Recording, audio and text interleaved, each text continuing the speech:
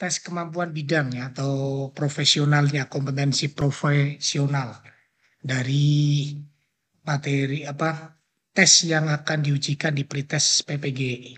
Kalau pertemuan sebelumnya adalah khusus tentang pedagogik, untuk hari ini khusus profesional atau bidang. Nah, ini ada pelajaran bahasa Indonesia, ini saya memang sengaja tampilkan yang mudah-mudah dulu, nanti matematika di akhir-akhir nanti aja ya Bapak Ibu. Silakan Bapak Ibu untuk bisa menyimak ya, sambil menyimak mungkin sambil mendengarkan penjelasan dari saya, atau nanti ada teman yang bisa memberikan pendapatnya nggih. Ini soal yang pertama adalah satuan kata yang bentuk wujudnya berbeda tetapi memiliki fungsi dan makna yang sama Bapak Ibu. Ya.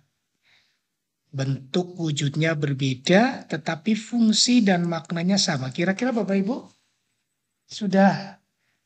saya rasa sudah familiar dengan kata-kata ini. Wujudnya berbeda. Fungsinya sama atau maknanya sama. Berarti apa? Kalau ada makna yang sama, wujudnya berbeda, artinya apa Bapak Ibu?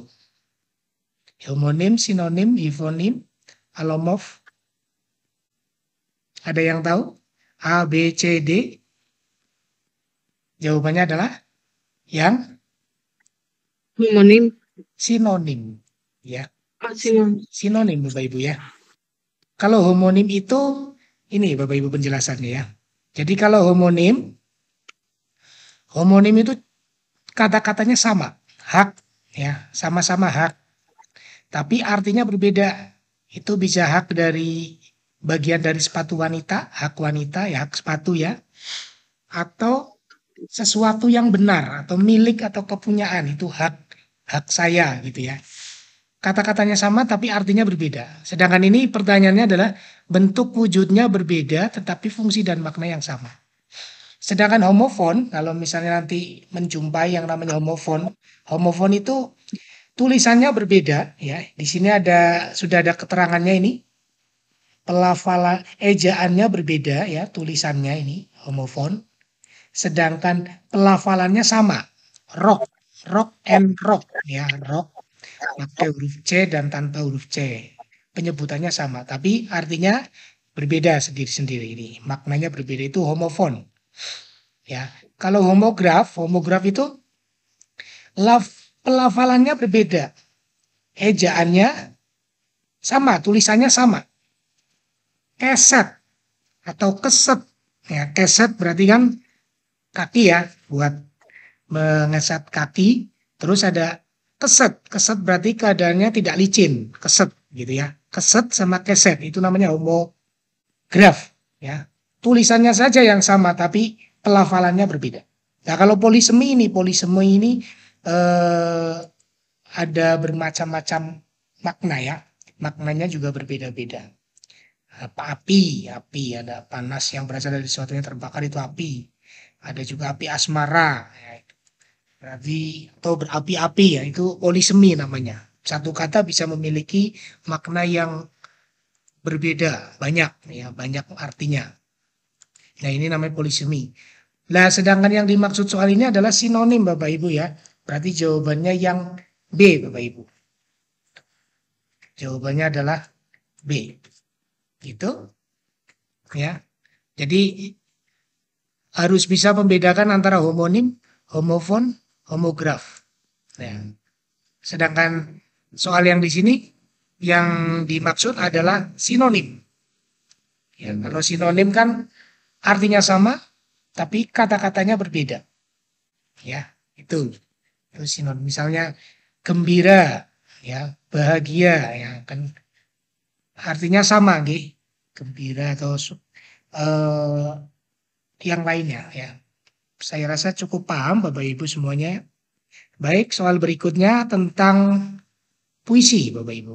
Ya, ada puisi tentang rembulan. Rembulan, kau berjalan di atas bumi pertiwi dengan sinar keagungan. Walau sesaat kita bertemu di malam hari. Kemudian Bapak Ibu disuruh melanjutkan ini. Lirik bermajas.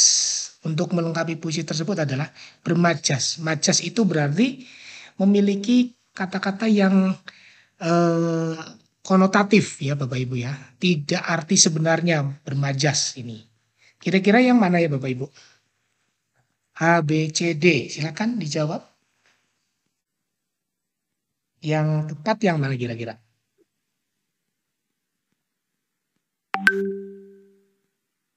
Yang tepat adalah ya. Kalau yang A dia bermanfaat sekali, ada majasnya apa tidak Bapak Ibu? Tidak ada ya. Yang A nggih. Sedangkan yang B, rembulan menyinari bumi. Ini juga tidak memiliki majas. Iya. Engkau tersenyum padaku. Nah, engkau tersenyum padaku, betul sekali ya. Ini majas. Jadi tersenyum ini kan merupakan majas, ya. Sebetulnya bukan, ini hanya kiasan saja tersenyum ya. Nah, betul, C ya. Kalau yang D cahayanya bersinar terang ini bukan majas, ini kalimat biasa ya. Jadi yang namanya puisi itu memiliki lirik yang bermajas. Berarti jawaban yang tepat adalah yang C Bapak Ibu ya. Betul sekali, nggak ada masalah ini ya, di awal-awal bahasa Indonesia masih mudah. Kurang lebih nanti soal-soalnya seperti ini Bapak Ibu ya. Tentang puisi, tentang mungkin homonim, homofon, sinonim dan sebagainya. Kalau bahasa Indonesia. Terus biasanya kalimat utama juga ya, ide pokok, itu sudah terbiasa lah. Itu karena sudah, apalagi yang sudah biasa mengajar kelas atas itu tentunya gampang. Baik, kita lanjut. Penggunaan tanda titik dua yang tepat terdapat dalam kalimat titik-titik. Yang mana kira-kira Bapak Ibu? Yang A. Ya, A. ya alasannya kenapa A Bapak Ibu? Kenapa? Karena titik dua fungsinya adalah untuk pemerincian ya Bu, merinci. Nah, sedangkan yang B, C, D ini bukan rincian. Ya, ini hanya kalimat yang kecuali di sini Aisyah membawa, ada keterangan lagi sebelum ini, sebelum titik dua. Kalau ini kan yang akan memang Bibi membeli berbagai macam buah ya, lebih dari satu buahnya. Berbagai macam buah apa saja titik dua, salak, manggis, dan jambu. Kecuali ini mungkin Aisyah membawa bekal makanan misalnya. Membawa bekal makanan. Baru titik dua boleh mungkin ya. Ini. Jadi ada sesuatu yang dirincikan itu titik dua. Ini juga. Ibu membeli titik dua, apel, mangga, dan jeruk. Harusnya ibu membeli berbagai macam buah. Kayak gitu. Seperti yang A. Diva sedang menyanyi berbagai lagu. Titik dua. Lagu pop, lagu dangdut. Nah itu boleh yang misalnya yang D itu. Berarti karena disuruh memilih satu jawaban yang paling tepat adalah yang A. Ya. Jawaban yang tepat adalah yang A Bapak Ibu ya. Itu penggunaan titik dua yang tepat. Jelas Bapak Ibu? Baik, kita lanjut. Berikutnya adalah tentang IPA ini. Nanti sebagian besar matematika Bapak Ibu ya. Mudah-mudahan nggak sampai jam 1 kita sudah selesai. Berikut ini merupakan zat makanan yang berperan untuk merawat dan membangun tubuh. Oleh sebab itu, penting sekali untuk dikonsumsi setiap harinya. Zat makanan tersebut berupa yang berperan merawat dan membangun tubuh. Masih ingat tidak ini pelajaran kelas berapa ini? Kelas 4-5 ini. Yang berfungsi sebagai zat pembangun tubuh namanya apa ya Bapak Ibu ya? Kalau vitamin? Protein. Iya. Protein. Kita simpan dulu ya. Kalau vitamin fungsinya untuk apa Bapak Ibu? Untuk pengatur ya. Zat pengatur. Kalau lemak? Lemak? Cadangan makan. Cadangan makanan atau cadangan tenaga juga bisa ya. Cadangan makanan. Ya. Sebagai pengganti bisa hampir sama dengan karbohidrat. Kalau karbohidrat adalah sumber tenaga ya. Sumber tenaga itu karbohidrat. Berarti karena pertanyaannya adalah merawat dan membangun tubuh adalah fungsi dari protein ya. C jawabannya ya. Tepat sekali jawabannya. Ini soal ini keluar di pretest tahun 2018 ya. Waktu saya pretest ini keluar. Ya, silakan. Lanjut. Nah, ini juga keluar juga di soal pretest saya dulu. Ya, silakan diamati Bapak Ibu. Ada faktor abiotik dan biotik. Abiotik itu berarti apa ya Bapak Ibu ya? Biotik itu apa? Yang abiotik dulu ini berarti makhluk Tidak hidup. tidak hidup. Ya, makhluk tidak hidup. Kalau abiotik berarti hidup. Ya, makhluk hidup. Sekarang lihat pertanyaannya Bapak Ibu. Faktor abiotik yang mempengaruhi biotik. Jadi makhluk tidak hidup yang mempengaruhi makhluk hidup. Yang A dulu. Daerah yang banyak pohon memiliki simpanan air. Pohon abiotik. Pohon itu biotik. Sedangkan simpanan air itu abiotik. Ya. Berarti biotik mempengaruhi abiotik ya Bapak Ibu ya. Biotik mempengaruhi abiotik. Berarti jawaban A betul apa salah? Ya perlu teliti nih. Faktor abiotik mempengaruhi biotik, bukan sebaliknya ya Bapak Ibu ya. Berarti yang A betul apa salah? Kurang tepat nggih? Ini yang A ini kurang tepat. Kenapa? Karena terbalik. Harusnya abiotik mempengaruhi biotik. Mintanya soalnya seperti itu. Sedangkan yang A itu biotik mempengaruhi abiotik. Ya, jangan dibalik. Sekarang yang B. Udara bersih. Udara itu apa Bapak Ibu? Udara itu abiotik. Abiotik ya. Disebabkan masih banyak tumbuhan biotik. Ya. Berarti biotik mempengaruhi abiotik. Jangan terbalik ya Bapak Ibu ya. Walaupun di depan itu abiotik, di belakang biotik, ya. Udara bersih disebabkan masih banyak tumbuhan. Berarti tumbuhan yang mempengaruhi udara. Berarti ini juga kurang tepat. Karena biotik mempengaruhi abiotik. Seperti itu penjelasannya. Ya, jangan keliru. Jadi pahami dulu soalnya. Ya, soalnya abiotik ingin mempengaruhi biotik. Ya. Sedangkan yang A dan B ini biotik mempengaruhi abiotik. Berarti kan terbalik lagi. Berarti yang B salah. Kemudian longsor dan erosi. Longsor dan erosi itu abiotik. Ada kata-kata disebabkan. Oh, berarti dipengaruhi lagi oleh penebangan pohon. Penebangan pohon itu biotik. Berarti biotik mempengaruhi abiotik. Betul apa salah Bapak Ibu? Yang C sama dengan yang B ya. Berarti yang C itu salah lagi. Ya, jadi longsor disebabkan oleh penebangan pohon. Berarti abiotik disebabkan biotik. Biotik mempengaruhi abiotik. Sedangkan soalnya mintanya abiotik mempengaruhi biotik. Nah, sekarang kita lihat di sini. Benih cepat tumbuh. Benih itu kan tumbuhan, ya. Berarti biotik. Cepat tumbuh pada kondisi, berarti dipengaruhi oleh kondisi gelap. Gelap itu abiotik. Ya. Gelap itu abiotik. Berarti kondisi gelap ini mempengaruhi benih. Jadi kondisi gelap mempengaruhi benih. Berarti abiotik mempengaruhi biotik. Berarti jawaban yang tepat adalah yang D. Ini kelihatan soal ini kelihatan sepele Bapak Ibu ya. Tapi kalau tidak teliti Bapak Ibu mungkin jawabannya menganggap jawaban ini betul semua A, B, C, D. Ya. Karena itu A, B, C, D itu abiotik dan biotik semua keempat-empatnya. Tapi yang diminta adalah faktor abiotik yang mempengaruhi biotik. Artinya bukan makhluk hidup yang mempengaruhi makhluk tidak hidup, tapi yang makhluk tidak hidup mempengaruhi makhluk hidup. Di sini yang makhluk tidak hidup adalah kondisi gelap, mempengaruhi benih. Ya, kecepatan benih tumbuh. Berarti abiotik mempengaruhi biotik ini. Berarti jawaban yang tepat adalah yang D, Bapak Ibu. Gimana? Ada pertanyaan atau bingung Bapak Ibu? Silakan, open mic. Tidak ada?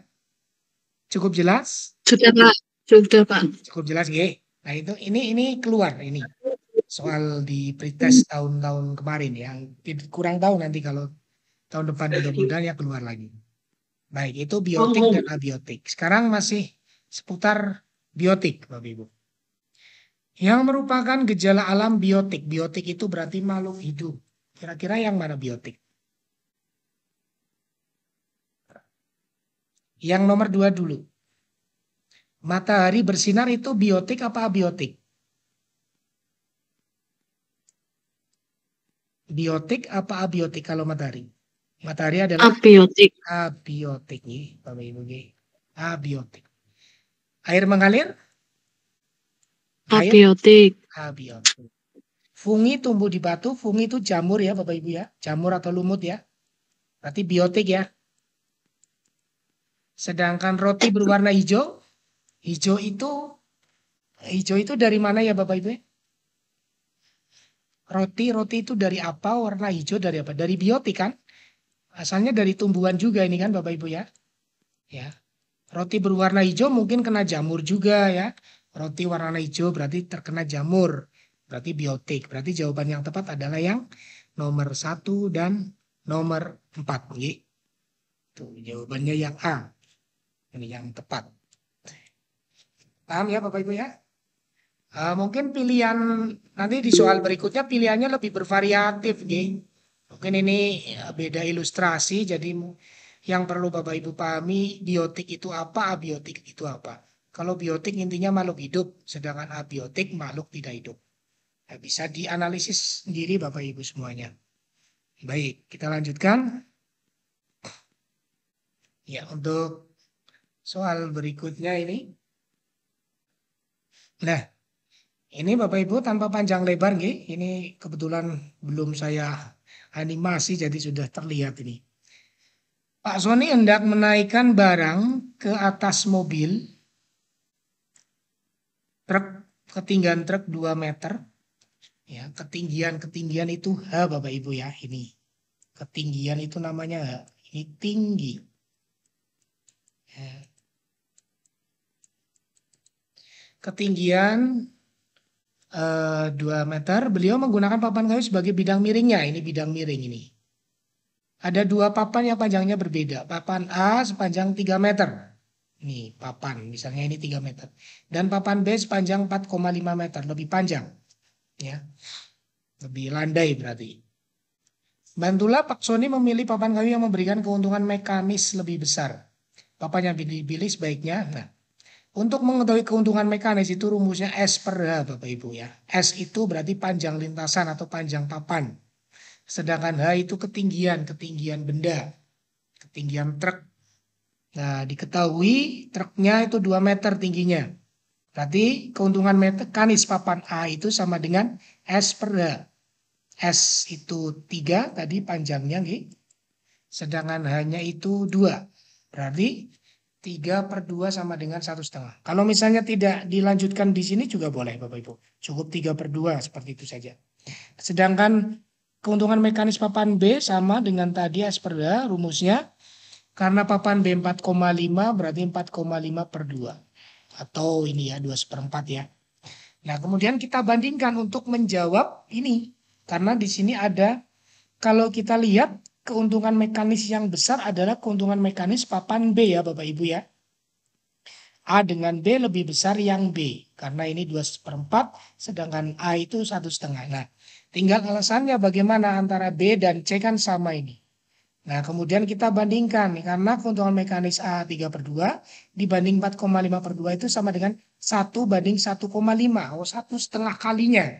Jadi B itu keuntungan mekanisnya adalah 1,5 kalinya menggunakan papan A. Berarti jawaban yang tepat adalah yang B Bapak Ibu ya. Jawaban yang tepat adalah yang B. Ya. Jadi keuntungan mekanis yang lebih besar adalah papan B. Karena apa alasannya? Keuntungan mekanisnya 1,5 kali jika menggunakan papan A. Ya, lebih besar yang B. Itu jawaban yang tepat nggih Bapak Ibu nggih. Ada pertanyaan sampai sini? Cukup jelas Bapak Ibu? Ya. Jadi keuntungan mekanis S per H. Atau keuntungan mekanis di pengungkit, ya nanti pengungkit beda lagi Bapak Ibu ya. Kalau ini bidang miring, kalau pengungkit itu keuntungan mekanisnya itu W per F ya. Keuntungan mekanis di pengungkit itu W per F ya, keuntungan mekanis ya. Atau lengan beban dibagi lengan kuasa juga bisa ya. Itu pengungkit ya. Itu bisa dibaca lagi di pelajaran kelas berapa itu ya? Kelas 5 kalau nggak salah gitu. Ya, baik kita lanjut. Nah, ini ada eksperimen Bapak Ibu ya. Dua buah benda, sebuah buku dan selembar kertas, ya, buku dan selembar kertas mempunyai bentuk dan ukuran yang sama. Selembar kertas itu diletakkan secara tepat di atas buku. Ya, selembar kertasnya diletakkan tepat di atas buku sehingga menutupi bagian seluruh permukaan buku tersebut. Hal yang terjadi diambil dari kedua benda itu jika keduanya dijatuhkan dari suatu ketinggian secara bersamaan adalah titik-titik. Yang A, buku dan kertas jatuh bersamaan meskipun kertas pada awalnya melayang-layang. Silakan sambil dipraktekkan Bapak Ibu ya. Buku, satu buku dan selembar kertas tapi ukurannya sama. Bentuk dan ukurannya sama. Yang B, buku jatuh lebih cepat dan kertas melayang-layang. Karena buku itu lebih berat dibandingkan kertas. Sepertinya B dan masuk akal ini. Menurut kita, ini baru permulaan ya, baru dugaan ya Bapak Ibu ya. Yang C, buku dan kertas jatuh sama cepat. Karena buku dan kertas itu mendapat hambatan udara yang sama. Ya, bisa jadi juga ini. Yang D, buku dan kertas jatuh sama cepat karena kertas tidak mendapat hambatan udara. Coba kira-kira yang tepat yang mana Bapak Ibu?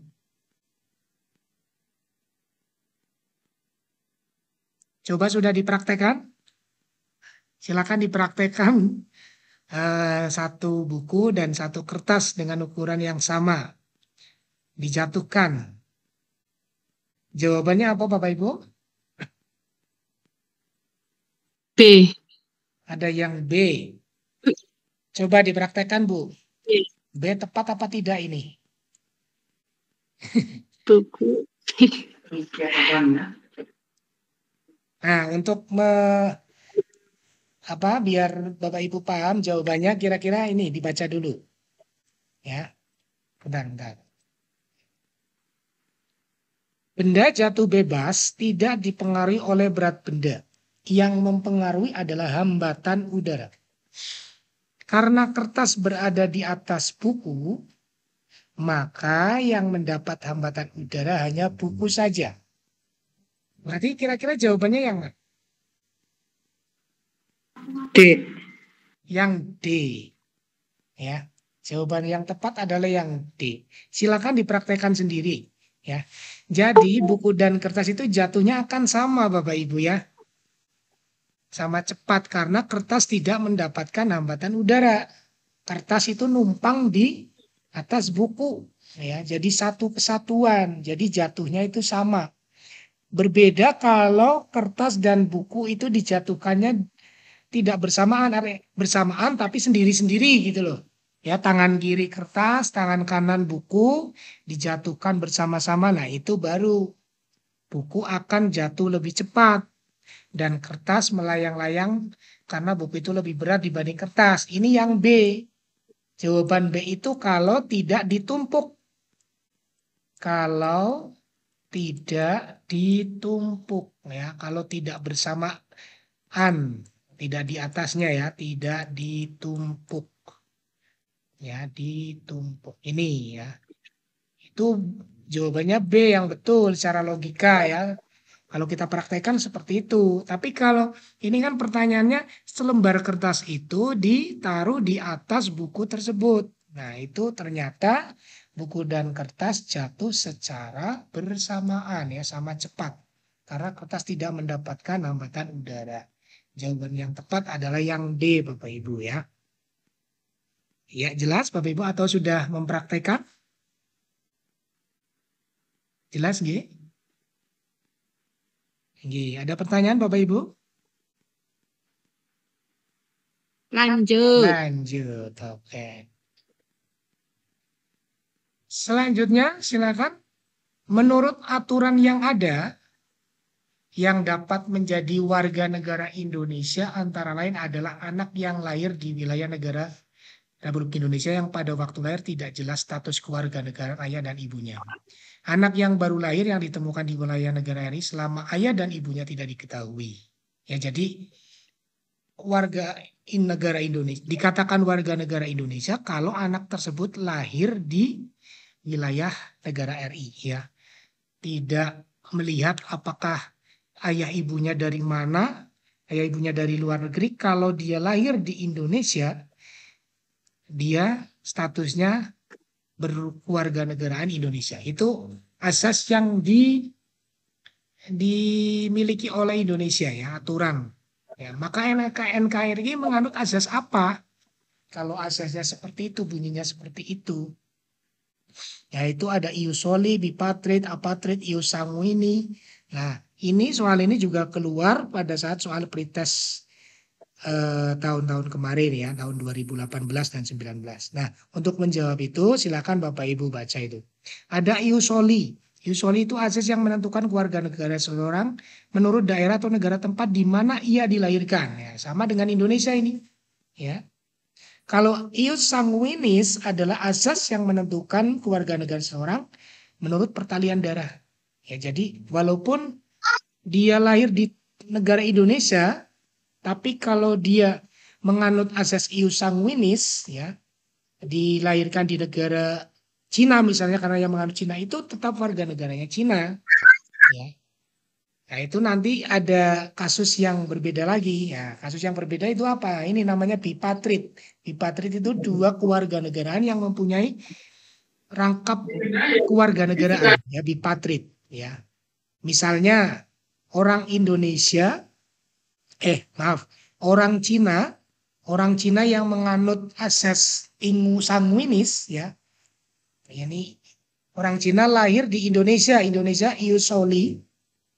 Orang Cina lahir di Indonesia itu nanti kewarganegaranya double, Bapak Ibu. Kenapa? Karena orang itu akan jadi warga negara Indonesia juga dan juga jadi warga negara Cina. Karena Cina itu menganut ius sanguinis. Kalau apatrid itu tanpa kewarganegaraan, ya, tanpa kewarganegaraan. Tanpa kewarganegaraan berarti tidak jelas. Contohnya ini, ya.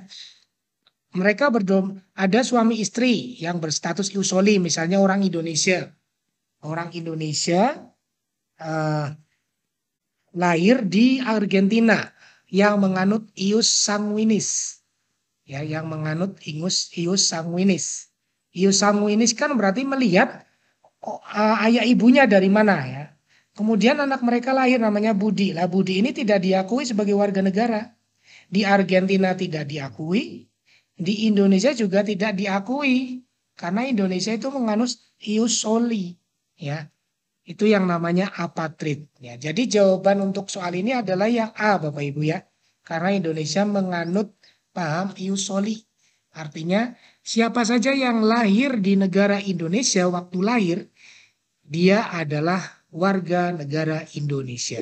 Seperti itu, ya. Jadi orang yang lahir di negara Indonesia adalah warga negara Indonesia. Itu ius soli. Kebalikannya yang ius sanguini, ya.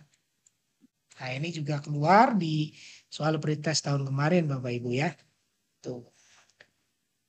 Nanti selebihnya Bapak Ibu bisa pelajari lagi pada saat santai, nggih.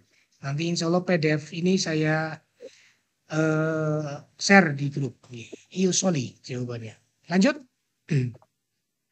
Ini sudah mulai matematika, Bapak Ibu. Itu sudah ada langsung jawabannya. Jawabannya yang B. Mungkin saya jelaskan lagi, nggih. Barisan yang terbentuk adalah 1357. Ini 1357. Maka besarnya suku ke-10 adalah suku ke-10. Urut. Berarti bilangan yang ke-10 maksudnya.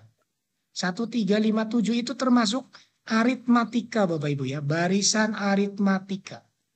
Barisan aritmatika itu ciri-cirinya adalah selisih atau beda. Selisih. Selisih itu apa? Selisih itu seperti ini Bapak Ibu. Misalnya suku kedua dikurangi suku pertama atau 3 dikurangi 1. 3 kurangi 1 sama dengan 2. Oh berarti selisihnya adalah 2 ini. Suku pertamanya apa? Suku pertama itu A. Suku pertama sama dengan 1. Oh berarti kalau yang ditanya suku ke-10 sama dengan UN. Nah ini rumusnya. UN sama dengan A plus N min 1 kali B atau ANIP ya. UN sama dengan ANIP. Biasanya saya menyebutnya ANIP. A plus N min 1 kali B. Gitu. U10 sama dengan suku pertamanya 1 ditambah N-nya. N-nya itu banyak sukunya yang diminta adalah 10. 10 dikurangi 1 dikali 2. Ya, B-nya bedanya atau selisihnya 2. 10 kurangi 1, 9. 9 kali 2, 18. 18 tambah 1 sama dengan 19.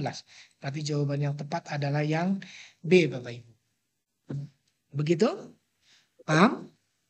Ya. Ada yang ditanyakan? Kalau barisan aritmatika ini sering keluar Bapak Ibu ya di soal pretest ya. Jangankan di soal pretest, di soal UP juga kadang keluar.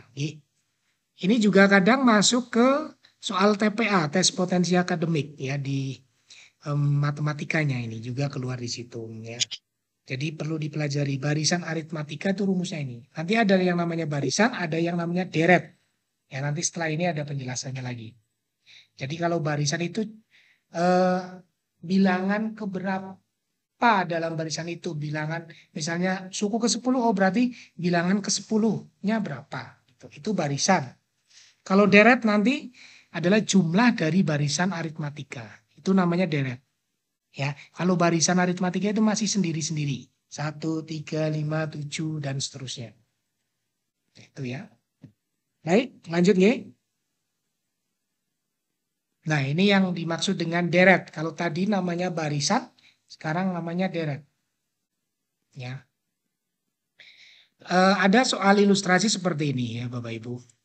Cermatilah pola bilangan segitiga berikut. Pola ke-1, 1. Pola kedua itu jumlahnya 3. Pola ketiga jumlahnya 6. 1, 2, 3, 6 ya. Ini jumlah.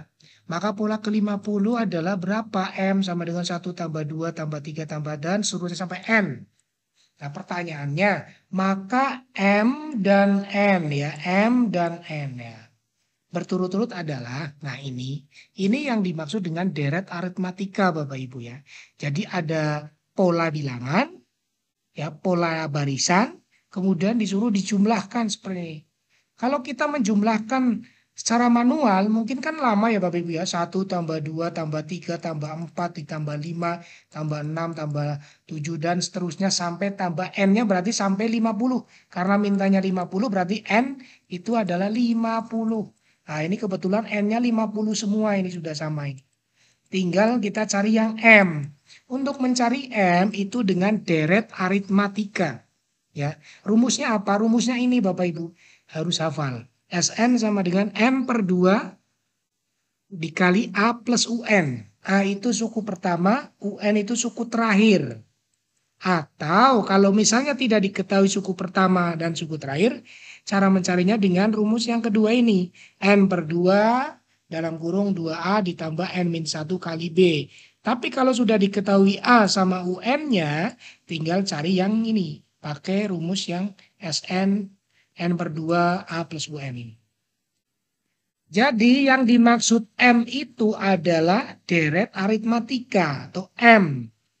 M sama dengan Sn sama dengan 50 per 2. N-nya kan 50. 50 per 2 dikali 1 plus 50. Ya. A-nya itu 1. Sedangkan UN atau suku terakhirnya 50. Berarti sama dengan 25 dikali 51. Sama dengan 1275. Dan N-nya 50. Berarti jawaban yang tepat adalah yang C. Ya. Itu yang disebut dengan deret. Jadi ada barisan, ada yang namanya deret Bapak Ibu ya. Tadi ini barisan, Sekarang ini deret aritmatika. Ya, jumlah. Jadi deret aritmatika itu jumlah semua bilangan yang ada pada barisan aritmatika. Itu namanya deret aritmatika. Terlalu cepat atau bagaimana? Atau cukup jelas Bapak Ibu? Atau ada yang mau ditanyakan silakan. Jelas atau memang Kenapa ya rumus yang kedua gimana tadi, Bang? gimana? Kenapa pakainya ya rumus yang pertama tadi? Gimana? Oh, kenapa pakai rumus yang pertama? Baik. Kenapa pakai rumus yang pertama? Karena yang sudah diketahui adalah A dan UN-nya Bapak Ibu. Ya, di soal ini sudah diketahui suku pertamanya sudah ada. Suku pertamanya 1 Bapak Ibu ya.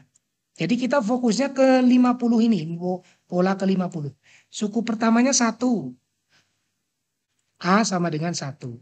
Sedangkan UN itu suku terakhir ini Bapak Ibu, UN. Kenapa kok saya tahu 50? Ya karena ini mintanya pola ke 50. Kalau pola ke 100 berarti UN-nya 100. Nah ini mintanya 50 berarti N-nya 50, UN-nya 50. Nah maka pakai rumus yang pertama. Tapi jika di soal tidak diketahui A plus UN atau A, suku pertama dan suku terakhir, cara mencarinya adalah dengan mencari ini. Bedanya dulu. Beda itu selisih. Beda dari bilangan ini adalah 1 kan Bapak Ibu ya. 2 kurangi 1, 1. 3 kurangi 2, 1. Terus 4 kurangi 3, 1. Ini beda. Ya. Terus belum diketahui suku terakhirnya. Maka dengan cara rumus yang kedua. N per 2 dalam kurung 2A. Ini yang cuma diketahui suku pertamanya saja. Suku terakhirnya belum tahu. Maka pakai rumus yang kedua. Tapi karena di soal ini sudah diketahui suku pertama dan suku terakhir, itu pakainya rumus yang pertama. Begitu nggih, Bapak Ibu nggih? Jelas? Ya. Iya, Pak. Kita lanjut.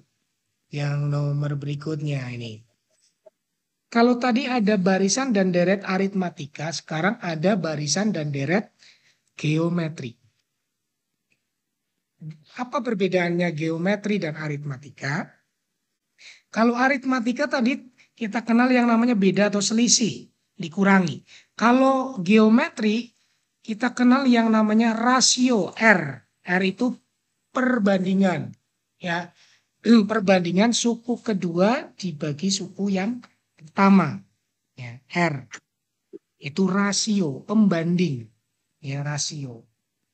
Yang rumus di atas itu namanya deret geometri. Kalau yang di bawah ini UN namanya baris geometri. Suku ke N gitu ya. Nah, ini ada 2 lagi. Atau ya, ini rumus yang pertama, ini rumus yang kedua. Rumus yang pertama itu digunakan kalau rasionya lebih besar dari 1. Kalau rumus yang kedua itu digunakan kalau rasionya lebih kecil dari 1. Rasio itu kadang kan ada yang pecahan, ada yang setengah, ada yang sepertiga dan seterusnya. Itu rasio. Ini lebih kecil dari 1 yang ini. Tapi kalau ada juga rasio yang lebih besar dari 1, maka pakai rumus yang pertama. Nah, sebagai contoh ini, kemarin Bu Mita tanya ke saya ini lewat Japri. Pak, ini soalnya ini, jawabannya ini, caranya bagaimana? Nah, ini caranya seperti ini Bu Mita dan teman-teman. Sebuah tali menjadi 5 bagian. Nah, dari sini sudah diketahui banyaknya suku itu ada 5. Berarti N sama dengan 5. Sehingga panjang tali terpendek. Panjang tali terpendek itu berarti suku yang pertama Bapak Ibu ya. Terpendek 0,3 meter terpendek. Dan terpanjang 4,8. Terpanjang 4,8. Terpanjang berarti suku yang kelima karena ini 5 bagian. Ya, kalau 6 bagian itu berarti yang terpanjang suku ke-6 kayak gitu ya. Karena ini terpanjang berarti suku kelima 4,8 meter. Panjang tali jika diurutkan membentuk deret geometri. Oh, ternyata kalau ini diurutkan jadi deret geometri. Pertanyaannya adalah panjang tali sebelum dipotong. Panjang tali sebelum dipotong berarti kan masih dalam bentuk utuh. Masih dalam bentuk penjumlahan. Seperti itu ya. Oh, berarti kita harus mencarinya dengan SN. Rumus yang mana? Kita belum tahu R-nya. Rasionya. Nah, untuk mencari SN ini harus tahu rasionya. Untuk mencari rasio itu dengan rumus yang ini. U5 sama dengan A kali R pangkat 5 kurangi 1. Ini dari mana? Ini dari rumus ini Bapak Ibu. Dari rumus baris geometri UN sama dengan A kali R pangkat N-1.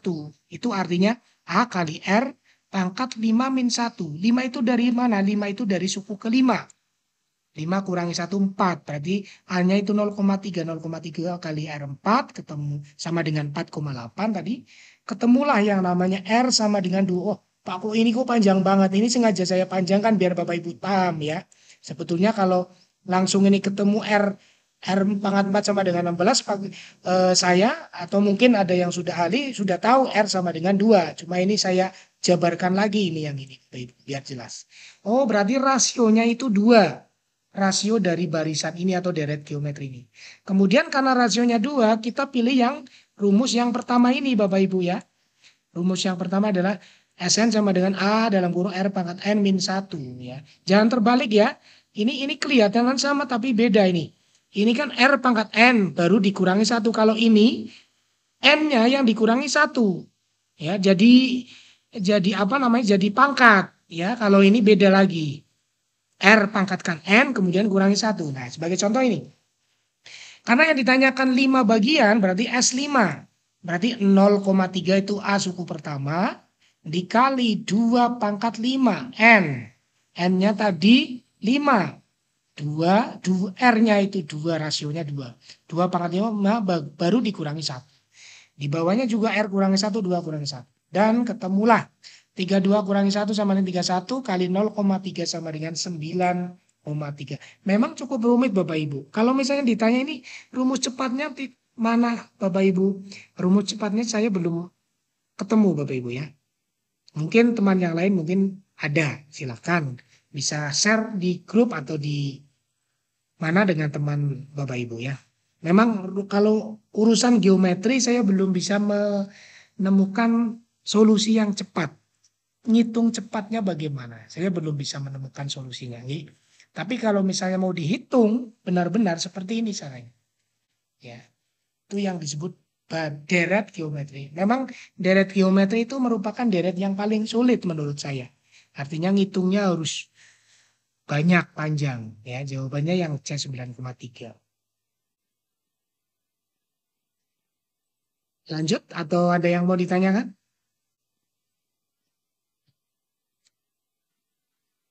Lanjut. Pak Munova tanya boleh. Ya boleh, monggo. Yang R4 itu kan sama dengan 16. Ke bawah kenapa dibuat seperti itu biar lebih mudah? Apa itu kan R4, R pangkat 4 atau bagaimana nyarinya? Bisa 4 kali 4 terus 2 pangkat 2 kali 2 pangkat 2 sama dengan Rn 2 pangkat 4. Ya. Belum ini artinya ya, belum lah. Iya, oke. Ya, makasih pertanyaannya. Jadi gini, kan itu namanya bilangan berpangkat. Jadi bilangan berpangkat kalau dikalikan ya, misalnya ini tadi 2 pangkat 2 dikali 2 pangkat 2 itu sama dengan ya 2, kemudian pangkatnya ditambahkan. 2 ditambah 2. Oh, berarti sama dengan 2 pangkat 4. Nah, kebetulan di sini ketemunya R4. Kalau R4 sama dengan 16 kan kita belum tahu nilai R berapa. Karena kan jarang kita menggunakan kalkulator itu dengan R4 ya. Kalau kalkulator pun kadang sulit ya. R-nya berapa ini kok bisa jadi 16? Jadi bilangan berapa kalau dipangkatkan 4 sama dengan 16? Maksudnya kayak gitu kan? Nah, untuk mencari itu saya jabarkan seperti ini. R4 sama dengan 16. 16 itu dari mana ya? Oh, 4 kali 4. Kenapa kok saya tidak pilih yang lain? Ya. Karena 16 itu 4 kali 4 dan 8 kali 2. Kalau 8 kali 2 nanti nggak bisa dipangkatkan. Oh, yang tepat adalah 4 kali 4. 4 kali 4 itu kan 4 berasal dari 2 pangkat 2. 2 pangkat 2. Karena ada perkalian sifatnya ini, sifat perpangkatan kalau dikalikan pangkatnya dijumlahkan. 2 tambah 2, 4. Oh, yang atas sudah sama-sama 4, berarti R-nya itu sama dengan 2. Seperti itu. Sebetulnya itu Bapak Ibu ya. Itu apa ya? Untuk menjelaskan ke Bapak Ibu semua kenapa ini saya jabarkan ini. Jadi untuk memudah menghitung. Sebagai contoh misalnya seperti ini. R pangkat 5 sama dengan 32. Nah, R-nya berapa kalau misalnya tanpa ini? Tanpa yang ini ya, tanpa yang penjabaran. Kita bisa mikir R-nya sama dengan berapa ya kalau bilangan itu dipangkatkan 5 sama dengan 32. Oh, 2 ya. Karena apa? 2 pangkat 5 sama dengan 32. Atau kalau cara yang lain seperti ini biasanya R pangkat 5 sama dengan 32. 32 itu kan berasal dari itu 4 kali 4 kali 2. Ya. 4 kali 4 itu kan 2 kali 2 kali 2 kali 2 kali 2. Oh, 2-nya ada 5. Oh, berarti R-nya ini adalah 2 misalnya kayak gitu ya. Seperti itu ya. Itu cara mencari rasio. Begitu? Bu, siapa tadi yang tanya? Bu Purnomo aja ya? Begitu, Pak. Oke. Terima kasih. Iya, teman. Kita lanjutkan ya. Nah, ini fungsi ya, fungsi. Ini juga mungkin nanti keluar di soal panjenengan ya. Nih, memang kebanyakan campuran antara materi SMP dan SD Bapak Ibu ya. Ini namanya materi apa ya? Yang tambahan lah, yang lebih lebih sulit dari materi SD. Diketahui fungsi f dan fungsi ditentukan dengan fx sama dengan x kuadrat plus 1. Ya, fungsinya itu rumusnya x kuadrat plus 1. Jika f dalam kurung A sama dengan 10, maka hitungan nilai A. Dulu waktu awal saya SMP atau SMA, saya bingung kalau soal-soal seperti ini. Karena belum memahami X itu apa, A itu apa, kayak gitu. Nah, sebetulnya gini Bapak Ibu, X, A itu hanya sekedar apa ya, variabel Bapak Ibu ya. Hanya sekedar tanda. Ya. Jadi minta rumusnya ini, fx sama dengan x kuadrat plus 1. Sedangkan soalnya mintanya fa. Loh, ini diketahui x kok jadinya a ya. Ini maksudnya ya a itu sama dengan x ya. Jadi x sama dengan a ini sama. Jadi a ini diubah jadi x. Nah, atau x ini diubah jadi a boleh. Nah, artinya apa ini? X kuadrat tambah 1 sama dengan 10. X kuadrat tambah 1 sama dengan 10 dari mana? Dari ini, dari fa. Ya, dari fx juga ya. Jadi dimisalkan ini fx jadi fa, x kuadrat plus 1 sama dengan 10. Maka x kuadrat plus 1 sama dengan 10 itu sama dengan x kuadrat plus 1 min 10. Ini pindah ruas. Ya, geser ruas. Jadi min 10. Itu artinya x kuadrat min 9. X kuadrat min 9 itu dari x kuadrat min 3 pangkat 2. Nah, ini namanya bentuk selisih kuadrat. Ini sudah saya tulis ini. Ya. Bentuk selisih kuadrat adalah A kuadrat min B kuadrat, itu artinya A plus B dikali A min B. Jadi kalau ada X kuadrat min 3 kuadrat itu artinya X plus 3 dikali X min 3. X plus 3 sama dengan 0, itu sama dengan X sama dengan min 3. Ya. Sedangkan X min 3 sama dengan 0 artinya ini jadi dibagi 2 Bapak Ibu ya.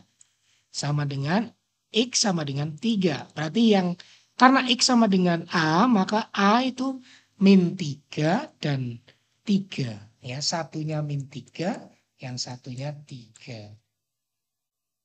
Ya, berarti jawaban yang tepat adalah yang A Bapak Ibu ya. Satunya min 3, yang satu 3.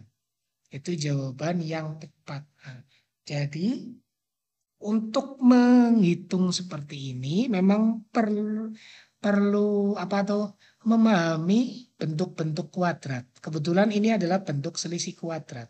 Jadi cara mencarinya seperti ini. Bagaimana Bapak Ibu?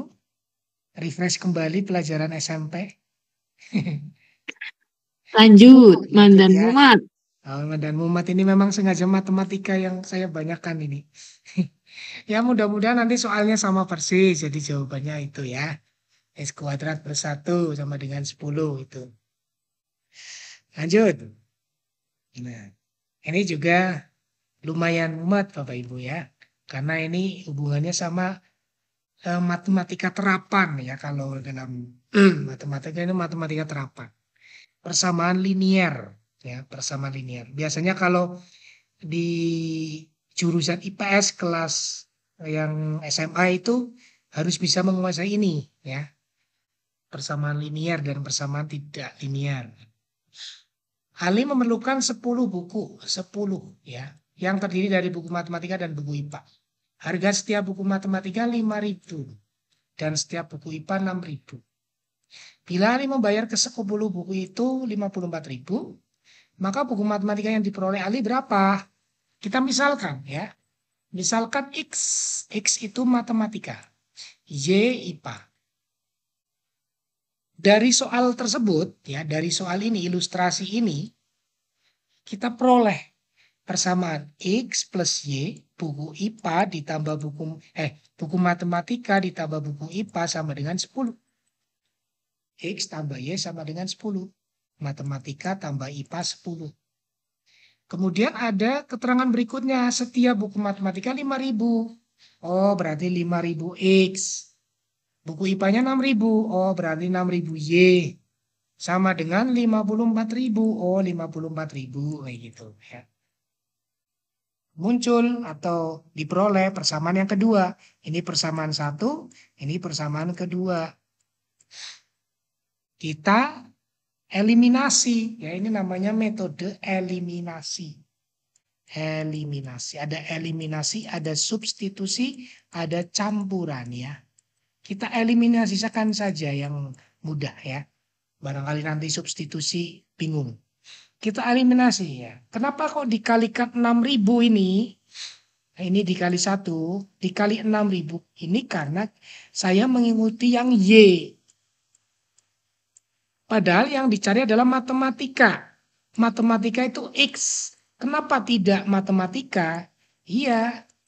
Untuk menghitung matematika berarti kita harus eliminasi yang namanya Y. IPA-nya itu harus dieliminasi. Eliminasi itu dihilangkan. Berarti saya harus mengalihkannya dengan 6.000 bukan 5.000. Kecuali kalau yang diinginkan adalah IPA Y. Saya kalikan 5.000. Biar X-nya hilang, matematikanya hilang. Karena yang diinginkan adalah nilai X, nilai matematika, kita hilangkan yang Y, dikalikan 6.000. 6.000 kali X, 6.000 X. 6.000 kali Y, 6.000 Y. 6.000 kali 10, 60.000. Jadi 6.000 X plus 6.000 Y sama dengan 60.000. Sedangkan yang persamaan kedua ini tetap. 5.000 X tambah 6.000 Y sama dengan 54.000. Dikurangi. Kenapa kurangi? Karena tandanya sama ya. 6.000 kurangi 6.000 kan biar habis. Sama, berarti dikurangi. Jangan ditambah. Kalau ditambah nanti jadi 12.000 nanti ya. Kurang tepat. Ya, kemudian dikurangi. 6.000 kurangi 5.000 jadi 1.000 X. 6.000 kurangi 6.000 habis 0. Nggak usah ditulis. 60.000 kurangi 54.000 jadi 6.000. Berarti X sama dengan 6.000 dibagi 1.000 sama dengan 6. Berarti buku matematika, karena X ini matematika, berarti buku matematika yang diperoleh Ali adalah 60. Ya, berarti jawaban yang tepat D. Gimana itu tadi ada yang tanya keprimen carane? Mau ditanyakan atau? Monggo. Yang mana yang belum bingung? Cukup jelas atau saya terlalu cepat atau bagaimana? Monggo. Jelas. Jelas G, ini namanya metode eliminasi. Ya. Ini dikali 6.000 karena menyesuaikan yang ini. Ya, karena yang akan dicari adalah X. Seperti itu caranya Bapak Ibu ya. Lanjut G. Lanjut. Berikutnya. Ini juga tentang penalaran juga ya, logika juga. Sebetulnya ini juga sistem persamaan linear juga ya, bisa substitusi juga nantinya. Jumlah dua bilangan sama dengan 20. A plus B itu 20. Ya. Jika hasil kali kedua bilangan itu sama dengan 75, hasil kalinya 75. Maka bilangan-bilangan tersebut adalah, nah ini, saya berikan beberapa kemungkinan-kemungkinan ya. 75 itu kan 15 kali 5, berarti A-nya 15, B-nya 5. Atau 25 kali 3. Atau juga 75 kali 1. Itu kan? Itu kemungkinan-kemungkinan perkalian yang akan menghasilkan 75. Kemudian karena di sini ada keterangan A ditambah B sama dengan 20, berarti kita jumlahkan 15 tambah 5 itu sama dengan 20. Oh betul ini ya. Sedangkan ini 25 tambah 3 28. Oh salah. 75 tambah 1 76. Oh berarti bilangan yang memenuhi A dan B itu adalah A-nya 15 ya. Atau dibalik juga boleh. Sedangkan B-nya 5 ya. Berarti jawaban yang tepat adalah yang B Bapak Ibu ya. Ya jawabannya B. Oh ini belum saya beri tulisan ya. Jawaban yang tepat adalah yang B. 15 tambah 5 sama dengan 20. Ada pertanyaan? Gampang ya? Berarti dikira-kira ini ya Pak ya? Iya, ini perkiraan ya. Ada berbagai kemungkinan yang ada. Ya, ini cara cepatnya seperti ini Bapak Ibu. Cara mumete ya ada sih. Nanti kayak gini, kayak sebelum-sebelumnya ini. Cara mumete kok kayak gini. Cara cepatnya seperti dikira-kira ini. Ya, jadi kita misalkan dua bilangan ini. 15, 5, 25, 3. Kita jumlahkan, oh hasilnya 20. Oh, berarti sing pada 20, berarti sing B ya. Nah, kalau yang 4 dan 16 ditambah 20, tapi kan kalau dikalikan tidak sama dengan 75. Sebenarnya tanpa menjawab ini sudah tahu ini. 4 kali 16 hasilnya bukan 75. Oh salah. 6 dan 14 dikalikan hasilnya tidak 75 salah. 8 dan 12 dikalikan hasilnya tidak 75 salah. Oh berarti sudah B, sudah jelas. Jadi tanpa menghitung ini pun sebetulnya Bapak Ibu sudah tahu jawabannya. Ya. Tanpa menghitung ini yang saya tampilkan ini sudah paham. Ya, 4 kali 16 hasilnya berapa? 64 kan Bapak Ibu? Nah, berarti kan bukan. 6 kali 14, 14 kali 6 juga hasilnya 84, bukan juga.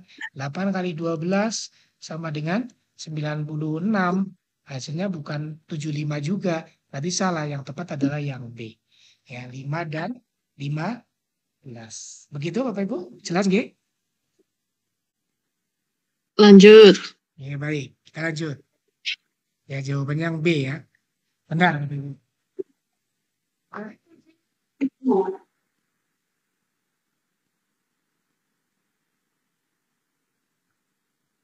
Oke, gitu ya.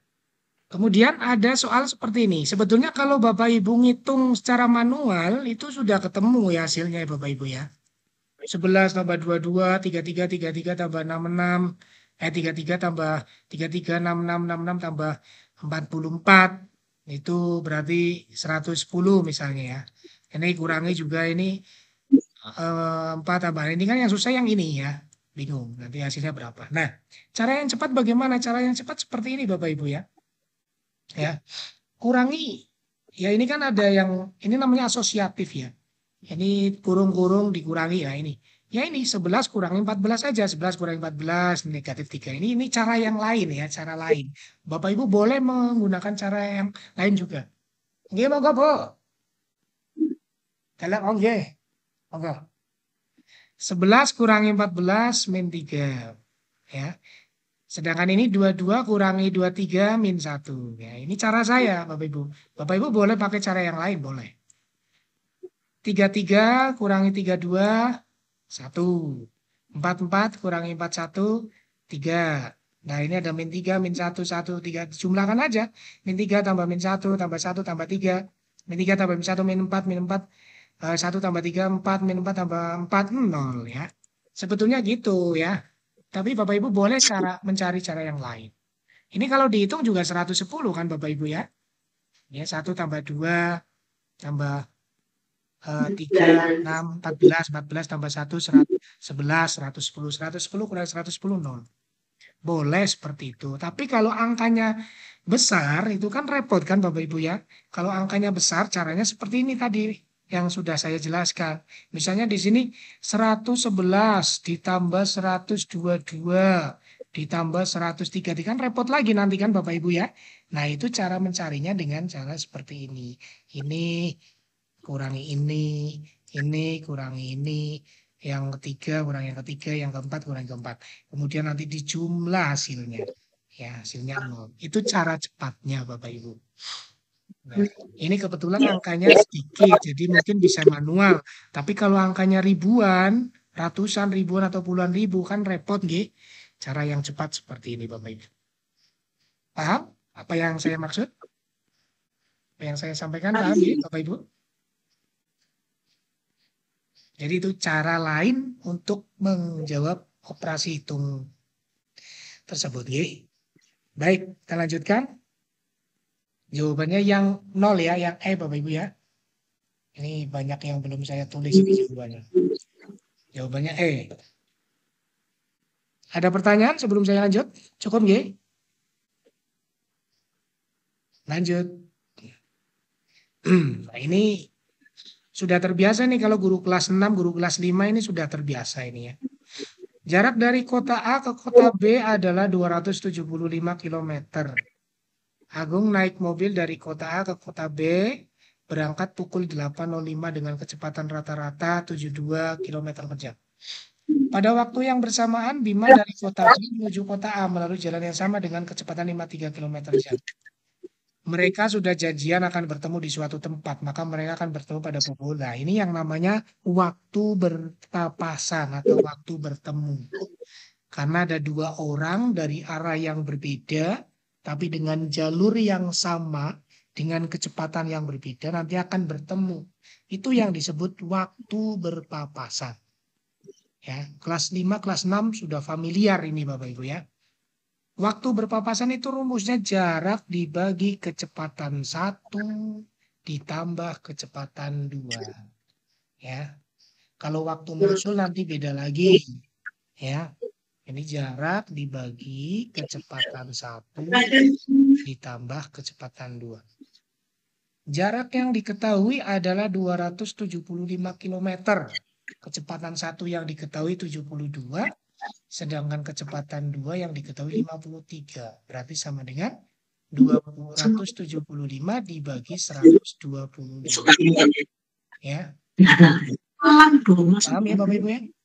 275 dibagi 125 sama dengan 2,2 jam ya. Kalau Bapak Ibu guru kan sudah jadi guru kan mesti bisa ngitung cepat gitu. 275 bagi 125 sama dengan 2,2 jam. Ketemu lah. 2,2 jam itu artinya apa? Artinya 2 jam 12 menit. Ya. 0,2 kali 60 itu sama dengan 12 menit. Ya, 0,2 nih, 60 menit itu 12 menit. Kemudian karena yang ditanyakan adalah pukul bertemunya atau pukul berpapasan, tadi berangkatnya pukul 8.05. Oh, berarti kita tulis 8.05 ditambah 2 jam 12 menit. Sama dengan 10:17 menit. Pukul 10 lebih 17 menit. Berarti jawaban yang tepat adalah yang D Bapak Ibu ya. Ini belum diberi huruf lagi, saya lupa ya. Jawaban yang tepat adalah yang B. Ya, itu waktu berpapasan. Kalau waktu menyusul nanti beda lagi Bapak Ibu ya. Waktu menyusul nanti beda lagi. Ada cara lagi nanti di lain kesempatan saya sampaikan. Sebetulnya sudah pernah saya sampaikan waktu dulu di persiapan P3K ya, waktu menyusul ya. Ini ya waktu berpapasan. Begitu Bapak Ibu? Lanjut nggih? Nah, ini ada matematika lagi. Ini sampai selesai matematika terus ya. Sengaja memang porsinya saya besarkan yang matematika dulu. Selisih umur seorang ayah dan anak pertamanya 26 tahun. Ya. Jika 5 tahun yang lalu jumlah umur keduanya 40 tahun, 5 tahun yang lalu ya, maka umur ayah 2 tahun yang akan datang. Pertanyaannya aneh-aneh ya. Mintanya macam-macam itu. 2 tahun yang akan datang, umur ayah. Nah, kita misalkan lagi, ini sama dengan tadi sebelumnya ada persamaan linier. Misalkan ini X sama dengan ayah, Y sama dengan anak. Berarti sesuai dengan ilustrasi di atas, X min Y itu sama dengan 26. Selisih umur ayah dan anak pertama itu 26. Itu jadi persamaan pertama. Persamaan yang kedua ini ada keterangan. Jika 5 tahun yang lalu jumlah umur keduanya 40, berarti X ditambah Y. Ya, karena yang lalu berarti kurangi 10. Kenapa jadi 10? Kan ini 5 tahun. Nah, mungkin seperti itu ya. Kenapa? Karena dua orang. 5 tahun yang lalunya kan 2 orang, bukan 1 orang. Berarti 2 orang dikali 5 sama dengan 10. Berarti ini dikurangi 10 sama dengan 40 tahun. Maka X plus Y sama dengan 40 tambah 10. Ini pindah ruas jadi penjumlahan. Jadi X plus Y sama dengan 50. Persamaan yang kedua. Maka kita eliminasi nih. Eliminasi. Ya. X min Y sama dengan 26. Terus yang kedua X plus Y sama dengan 50. Nah ini kok ada jumlah Pak. Tadi kan kurang, yang di depan kurang. Kenapa harus dijumlah? Kenapa? Karena yang diminta adalah ayah, umur ayah. Umur ayah adalah X. Ya, X. Berarti yang harus dihilangkan adalah Y. Ini yang harus dihilangkan, Bapak Ibu. Y-nya harus dihilangkan. X-nya jangan dihilangkan. Ini namanya eliminasi lagi ya. Oke. Nah, karena Y-nya dihilangkan, Y-nya itu tandanya berbeda. Ada min, ada plus. Kalau kita tandanya min, itu akan jadi min Y, min Y. Min Y, min Y itu kan jadi min 2Y nanti. Nggak akan habis nanti. Oh, maka dari itu harus dijumlah. Ya, X ditambah X. Jadi tanda ini harus menyesuaikan mana yang mau dihilangkan Bapak Ibu ya. Kalau yang dihilangkan tandanya sama, itu tandanya min, negatif, dikurangi. Kalau tandanya berbeda, itu berarti harus dijumlah seperti itu. Plus min ini menentukan Bapak Ibu. X ditambah X sama dengan 2X. Min Y ditambah Y itu habis 0. Tidak usah ditulis. 26 ditambah 50 sama dengan 76. Berarti X sama dengan 76 bagi 2, 38. Karena yang ditanyakan adalah umur 2 tahun yang akan datang, sedangkan ini umur yang sekarang, ini 38. Berarti ditambahkan saja.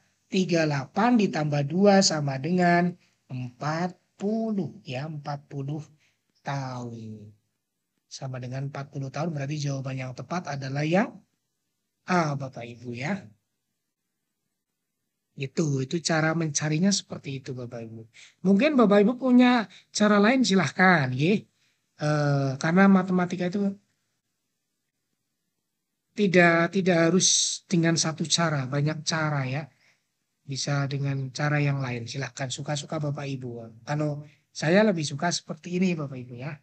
Jadi umurnya sama dengan 40 tahun. Ya. Seperti itu, lanjut ya Bapak Ibu ya. Jawabannya yang A. Lanjut. Nah ini juga kemarin pertanyaan ini ditanyakan oleh Bu Mita kepada saya ini. Ini hubungannya dengan peluang ya, peluang. Dalam sebuah kotak terdapat 9 kelereng yang diberi nomor 1 sampai dengan 9. 1 sampai 9. Berarti kelerengnya 1, 2, 3, 4, 5, 6, 7, 8, 9. Itu ya. Ada 9. Jika diambil sebuah kelereng secara acak, peluang terambilnya kelereng bernomor prima. Ya. Bernomor prima itu apa saja? Nomor prima kan 2, 3, 5, 7. Paham ya, Po? Nomor prima ya Bapak Ibu ya, bilangan prima. 2, 3, 5, 7. Bilangan prima adalah bilangan yang bisa dibagi habis oleh bilangan itu sendiri ya. Atau bilangan yang mempunyai 2 faktor. Bilangan 1 dan bilangan itu sendiri itu bilangan prima. Rumusnya peluang adalah NA per NS. NA itu banyaknya yang dimaksud, banyaknya yang diminta soal ini. Peluang terambilnya kelereng bernomor prima. Yang nomor prima hanya ada 4. 4 ini berarti 4. NS itu banyak sampel karena ada 9 kelereng, ada 9 sampel. Berarti NA per NS sama dengan 4 dibagi 9. 4/9. Cukup mudah Bapak Ibu itu. Jawabannya yang B Bapak Ibu ya. Ya, jawabannya adalah yang B. Tuh. Atau mungkin nanti peluang terambilnya bilang bernomor ganjil. Bernomor ganjil berarti nomor 1, 3, 5, 7, 9. Ada 5. Ya, ganjil. Ganjilnya ada 5. Ya. Berarti sama dengan berapa per berapa Bapak Ibu? Karena ada 5 berarti 5/9. iya 5/9. Kalau itu seperti itu ya. Atau kelereng yang kelipatan 2 misalnya. Kelipatan 2 berarti 2, 4, 6, 8. Ya 4/9 lagi. Atau kelipatan 3. Kelipatan 3 berarti 3, 9. 2/9. Itu seperti itu. Ya. Hanya seperti itu. Cukup mudah kalau peluang ya. Tidak banyak. Kelipatan 3 ya 3/9 Pak. Oh iya maaf. 3, 6, 9 ya. 3/9 ya. Tuh wis. 1/3. Kencot ya wis jam 1. 3/9. Ya, betul sekali. Terima kasih koreksinya. Ya, itu jadi disesuaikan dengan pertanyaannya ya. Dengan yang dimaksud. NA per NS. Cukup paham? Mudah ya. Jawabannya 4/9B. Baik, kita lanjut. Ini ada gradien ya. Gradien ini juga termasuk materi yang cukup sulit ya. Diketahui garis lurus dengan persamaan 2Y plus X min 3 sama dengan 0. Persamaan garis berikut yang sejajar ya. Syaratnya sejajar adalah ini M1 sama dengan M2. Ya, M1 sama dengan M2. Berarti kita cari gradiennya. Gradiennya itu M. Nah, untuk mencari gradien itu kita harus tahu bentuknya. Y sama dengan MX plus C. Apa aku ya Y sama dengan MX plus C? Maksudnya ya ini persamaan ini kita ubah jadi bentuk Y sama dengan MX plus C. Nah ini mengubahnya ini. 2Y plus X min 3 sama dengan 0 ya. Kita pindah ruas. Yang X sama min 3-nya pindah ruas ke kanan. 2Y sama dengan, karena ini tadi plus, pindah ruas jadi min. Min X. Min 3 pindah ruas jadi plus 3. Min X plus 3. Berarti Y sama dengan min X per 2 plus 3/2. Dari mana ini 2? Dibagi 2 ya Bapak Ibu ya. Jadi ini dibagi 2 semua. Biar jadi Y. Maka diperoleh Y sama dengan min setengah X atau min 1/2X ditambah 3/2. Ini sudah sesuai bentuk yang ini. Yang di atas. Ini yang diminta. Karena sudah sesuai berarti M itu sama dengan min setengah ini. M sama dengan min setengah. Tuh. Ya. Karena mintanya sejajar. Sejajar itu berarti kita lihat atau cari jawaban yang M-nya sama. Yang M-nya sama yang mana? Kalau ini M-nya setengah. Ya. Yang ini. Kalau yang B M-nya min setengah. Sama kan min setengah? Nah berarti jawabannya yang B. Kalau yang ini M-nya berapa? Nah kalau untuk cara lain untuk mencari ini dengan cara apa? Dengan cara ini Bapak Ibu. M sama dengan min A per B. Ya, gradien sama dengan min A per B. A itu apa? A itu sama dengan AX plus BY plus C sama dengan 0. A itu yang melekat pada X. Sedangkan B itu yang melekat pada Y. Variabelnya Y. Ya. Maka yang C itu sama dengan M sama dengan karena A-nya min 1 ya. A-nya kan mau min 1, min 1. A-nya min kan rumuskan min A per B berarti min 1/2. Oh berarti sama dengan 1/2 setengah. Berarti bukan juga yang C ya. Yang D min A per B min 2/2. Min 2/2 itu sama dengan min 1. Salah juga. Berarti jawaban yang tepat adalah yang D. Ya. min setengah X plus 7. Itu cara mencari persamaan garis yang sejajar. Nanti di pertemuan berikutnya persamaan garis yang tegak lurus. Ya, kalau ini sejajar dulu. Sejajar itu M1 sama dengan M2. Ya, tuh. Kalau yang tegak lurus itu M1 kali M2 kali ya sama dengan min 1 ya. Nanti untuk pertemuan berikutnya insya Allah ya yang ini. Persamaan linear tegak lurus. Persamaan garis yang tegak lurus. Maaf. Ya, jadi untuk mencari gradien itu bisa dengan dua cara. Bentuk yang ini yang pertama atau dengan cara yang ini. M sama dengan min A per B. Koefisien X dan koefisien Y. Jadi X A itu koefisien X sedangkan Y itu koefisien B itu koefisien Y. Min A per B. Pak Mustafa, ya gimana? Berarti tadi nggak mengerjakan itu bisa langsung ya pakai rumus bisa. M sama dengan min A per B ya? Bisa. Betul. Min 1/2 terus langsung ketemu jawabannya B. Langsung ketemu, ya betul sekali. Ya ini jadi memang sengaja saya sajikan yang panjang dulu biar paham, baru saya sajikan yang ringkas seperti ini. M sama dengan min A per B. Dengan catatan bentuk persamaannya ini Bapak Ibu ya, AX plus BY plus C. Karena kalau bentuknya berbeda ya tidak bisa. Bisa tapi harus jeli cara mencarinya. Jadi A itu koefisien X sedangkan B itu koefisien Y. Yang perlu diingat itu saja ya. Harus diubah ke dalam bentuk yang ini. Karena yang ini bentuknya berbeda dengan yang ini. Yang atas ini bentuknya berbeda yang bawah ini. AB dengan CD itu bentuknya berbeda. A sama dengan B bentuknya sama, C dengan D bentuknya berbeda. Itu yang saya maksud. Ya. Jadi ada bentuk persamaan sendiri-sendiri. Begitu? Paham nggih Bapak Ibu? Kita lanjutkan nggih. Pak Mono Pak. Nggih, monggo. Pak Ikut ya? Saya baru bergabung. Iya, siap. Saya rampung kok ya. Ya, ini pelajaran ini saya SMA itu 2 tahun tidak pernah mengalami pembelajaran matematika begini nih. Oh ya, terus? Berarti orang tahu dikirimkan saja rumus-rumusnya ke saya lah, tak pelajari. Oh gitu. Iya nanti bisa Pak. Orang mudeng. Ya gue sih di kotak-kotak ya rumusnya Pak. Iya. Siap.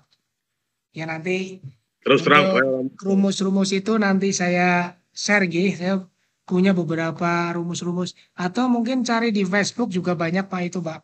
Banyak yang share yang rumus-rumus itu. Ya nanti saya sampai ya siap Pak Ikut.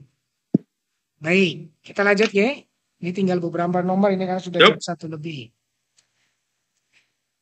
Lanjut ini. Ya ini juga masuknya soal SD kelas 6 lah ya.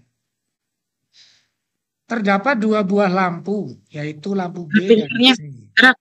Di mana lampu B menyala setiap 40 detik dan lampu C menyala setiap 1 ya maaf ya.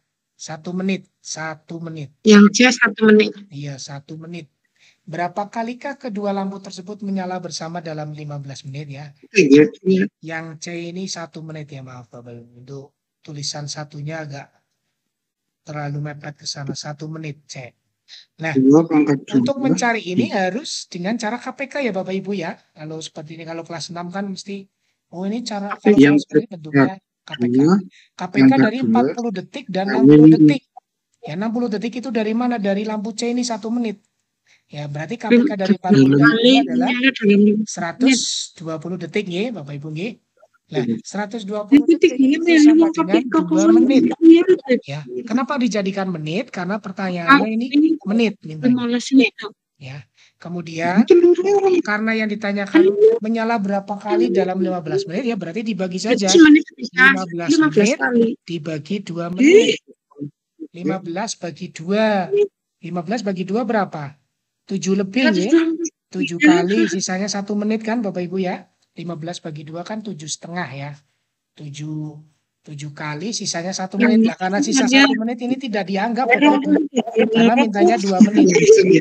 Berarti jawaban yang tepat adalah yang B Bapak Ibu, 7 kali. Jadi dicari KPK-nya dulu.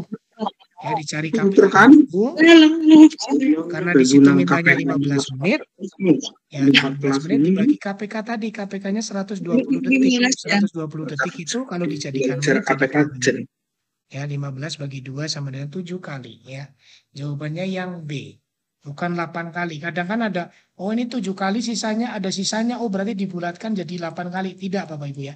Tidak semuanya dibulatkan jadi 8 gitu enggak. Kenapa? Karena 1 menit itu tidak dianggap. Karena menyalanya setiap 2 menit sekali ya. Jadi ini 7 kali, sisa 1 menit ini tidak dianggap 1 menitnya. Cukup 7 kali. Seperti itu nggih? Atau ada yang ditanyakan? Cukup? Baik. Kita lanjutkan ya. Nah ini juga pertanyaan yang waktu kelas 6 ya, kelas 5 atau kelas 6 juga ada ya. Tapi banyak yang bingung kalau soal seperti ini. Nah saya berikan rumus cepatnya ini yang saya kotaki ini ya. Pukul 7.12 ya, pada pukul 7.12 lebih 12, sudut terkecil yang terbentuk jarum jam tersebut adalah berapa derajat? Ya, rumus yang cepat ini Bapak Ibu ya. S sama dengan 11/2 Q dikurangi 30P. Q itu maksudnya yang menunjukkan menit. Sedangkan P itu yang menunjukkan jam. Sedangkan di soal adalah jam 7.12 ya Bapak Ibu ya. Jam 7.12. Kita masukkan ke dalam rumus. 11/2 Q min 30P. Diingat-ingat Bapak Ibu. Kalau soal ini adalah 11/2 Q kurangi 30P. 11/2 kali menitnya 12 ya dikalikan 12. 30 kali P. P-nya kan jam 7 ya kali 7. Kayak gitu. Jam 8.12 ya kali 8. Jam 11 lebih 12 ya dikali 11. Kayak gitu ya. Nah kemudian 11/2 kali 12 itu sama dengan 66 Bapak Ibu. 66, 30 kali 7, 210. 66 kurangi 210. Itu sama dengan min 144. Karena ini bilangan mutlak ya. Ini saya beri tanda seperti itu maksudnya ya nilai mutlak ini ya. Garis 2 ini namanya nilai mutlak. Min 144 kita anggap jadi 144 derajat. Jawaban yang tepat adalah yang C Bapak Ibu ya. Itu cara cepatnya seperti itu. Cara yang lainnya ada dan lebih rumit. Harus menghitung sudut jam dulu. Sudut jam. Kemudian setelah sudut jam harus sudut menit. Nah, kemudian sudut yang terkecil dikurangi. Sudut jam dikurangi sudut menit. Nah, repot lagi kan? Nah, ini rempong lagi ya. Cara yang cepat seperti ini Bapak Ibu ya. 11/2 Q dikurangi 30P. Itu berlaku untuk jam berapa saja. Ya, bisa juga jam 7.15 misalnya boleh ya, silakan dihitung ya Bapak Ibu ya. Dimasukkan 15-nya ke dalam Q, P-nya sama dengan 7. Seperti itu. Itu cara mencari sudut terkecil yang dibentuk oleh jam. Lanjut Bapak Ibu. Sekarang yang terakhir ini, soal yang terakhir. Modus. Tapi modus dengan data kelompok. Ya. Biasanya kan modusnya dengan data tunggal ya. Ini data kelompok Bapak Ibu. Sudah dikelompokkan. Modusnya yang mana? Ya, ada soal seperti itu. Peserta PPG SD tahun 2019 sebanyak 90 orang mengikuti UP. Data nilai dinyatakan dalam bentuk tabel seperti ini ya. Nilai 51 sampai 60, frekuensinya 14 ya. Seperti ini. Terus 61 sampai 70, 16 dan seterusnya ada 30, 20. Modus data nilai. Nah, untuk mencari nilai modus, Bapak Ibu itu harus tahu dulu kelas modusnya. Ya. kelas modus. Kelas modusnya itu yang mana Bapak Ibu? Ini ya Bapak Yang Ibu. 30. Yang frekuensinya paling banyak ini namanya kelas modus. Ya. Nah, rumusnya adalah modus sama dengan B ditambah dalam kurung B1 per B1 plus 2 dikali P atau panjang kelas interval. Nah, B itu apa? B itu batas bawah dari kelas modusnya. B kelas modusnya. Batas terbawah. Batas terbawah itu 71 dikurangi 0,5. Jadi batas terbawah itu 71 ya, karena ini 71 dikurangi 0,5. Ya. Jadi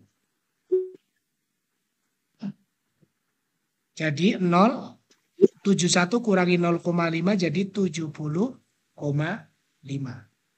Ya. Kemudian yang namanya B1 itu adalah frekuensi kelas modus dikurangi frekuensi kelas sebelumnya ini. 30 dikurangi 16. 30 kurangi 16. Yang ini kelas modusnya kan ini ya. 30 kurangi 16, 14. Kemudian B2 itu kelas modus, frekuensi kelas modus dikurangi kelas setelahnya. Frekuensi kelas setelahnya. Berarti 30 kurangi 20 sama dengan 10. Berarti sama dengan 70,5. 70,5 tadi ya. Batas terbawah. Ini 70,5 batas terbawah. Kalau batas teratas 80,5. Ya. Tuh. Ya, jadi batas terbawah teratas itu seperti itu.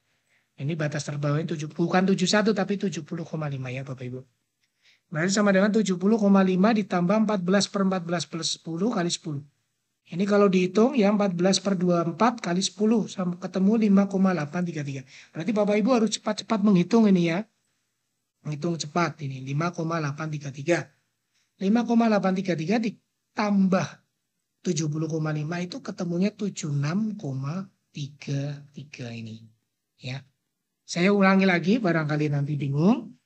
Jadi untuk mencari modus itu yang pertama harus cari kelas modusnya dulu.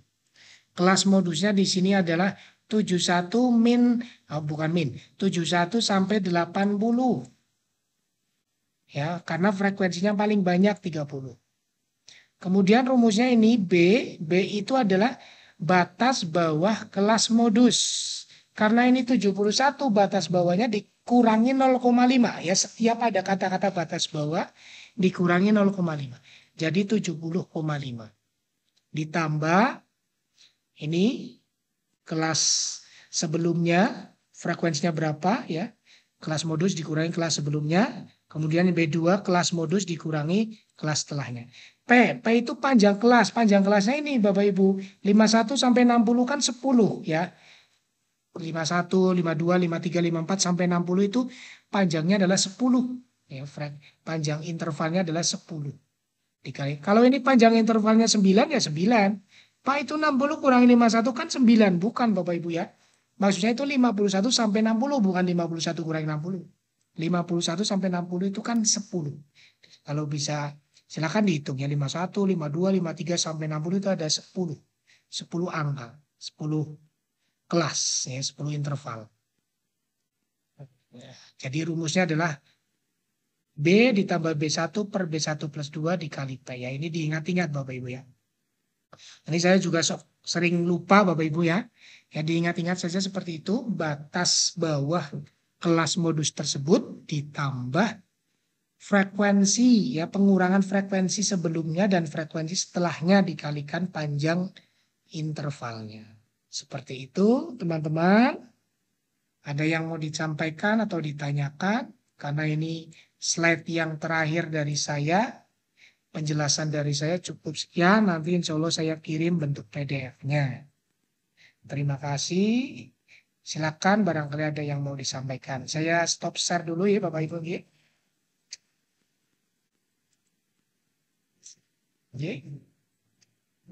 Ada